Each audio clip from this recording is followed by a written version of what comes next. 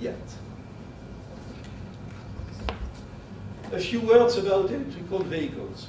France now has a very ambitious policy regarding electrical vehicles because we would like to have in 2020 2 million electrical vehicles in France, including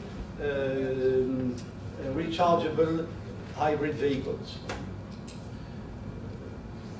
This is a very ambitious. Bon, we make the assumption that the batteries will be available. I know that in these countries there is a lot of research which are carried out about batteries. We have a French company, Bolloré, which as far as I know is testing some equipment in Israel.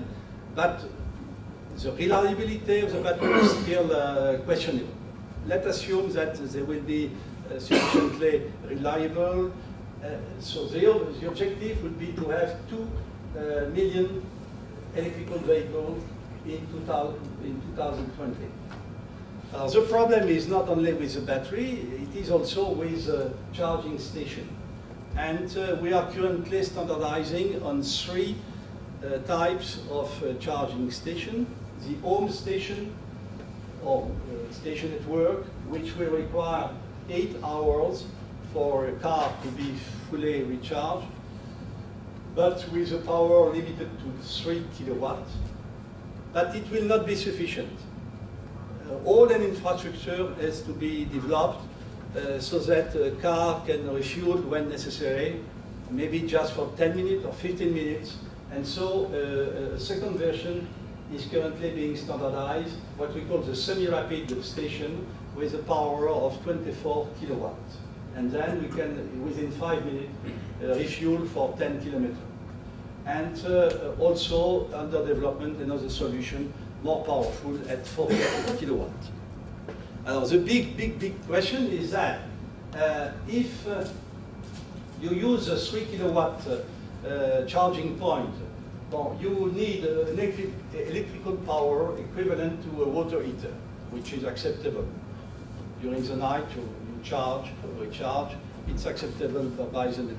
But imagine that you need to use a fast charge.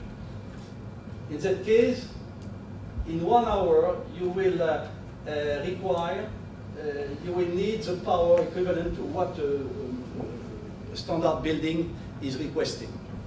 And if you want to recharge in 3 minutes, that's the power of a district which is requested. So this is absolutely indispensable to have a management system of this station via a smart grid solution. Will it be sufficient? The answer can only maybe.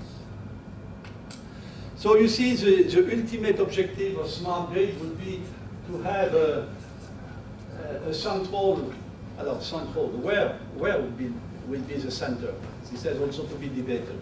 But let's say a central management system which can control the production side and the demand side.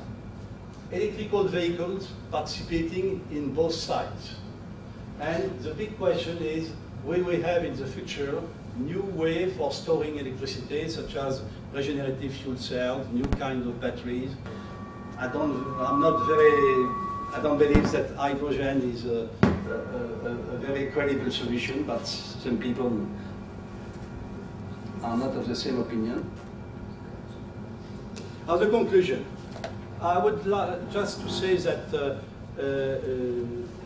smart grids are very promising. It's a field of innovation which is absolutely fantastic. Of course, it's a little bit fashionable, but it deserves consideration. A lot of issues have to be addressed. Some of them are technical. The general architecture of the grid, more or less decentralized. The modelization, the forecasting tools for monitoring, controlling intermittent resources. We need smart methods which are cheap, reliable, easy to use. We need systems for improving the capacity of transmission of the line, what we call the dynamic line rating, depending on the temperature, the weather condition. We need new power electronic devices for connecting windmills, for connecting intermittent sources. We need infrastructure for electrical vehicle, communication. I will come back very rapidly on that. Pay attention to cybersecurity issues. And it also raised a lot of problems regarding the pricing, the tarification, and also a clear delineation of the role of the operator. Who will be responsible for what vis-à-vis the customer? Standardization, major issue, worldwide issue. I would say not only standardization, but interchangeability issue. Not being dependent on a single supplier for a kind of, for your meter, for your equipment, for your transmission system.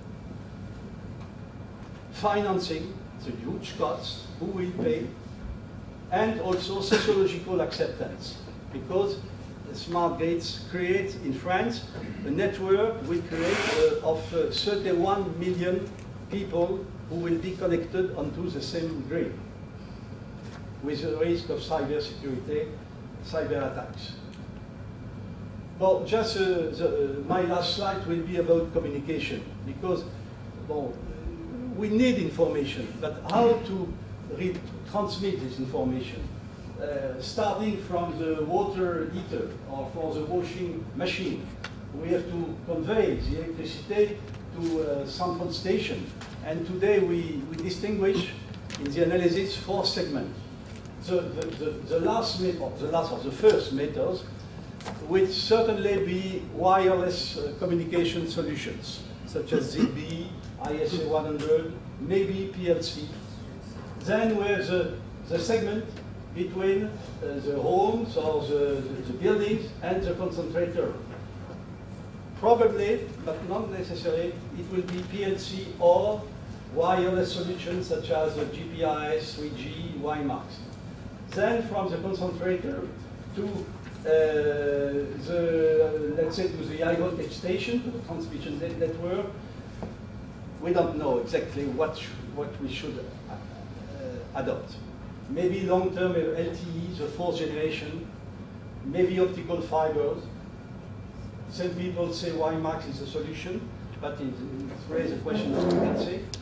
And then to the central operating station, probably you will have to use optical fibers, because the amount of data which will circulated in this network will be very, very important.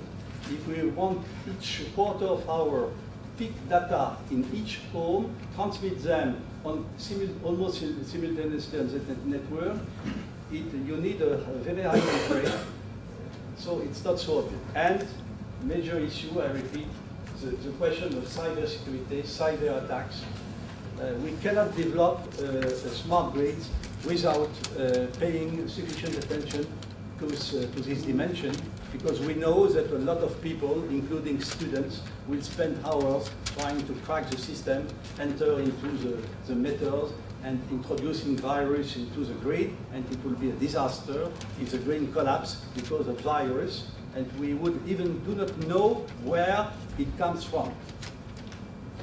Thank you for your attention.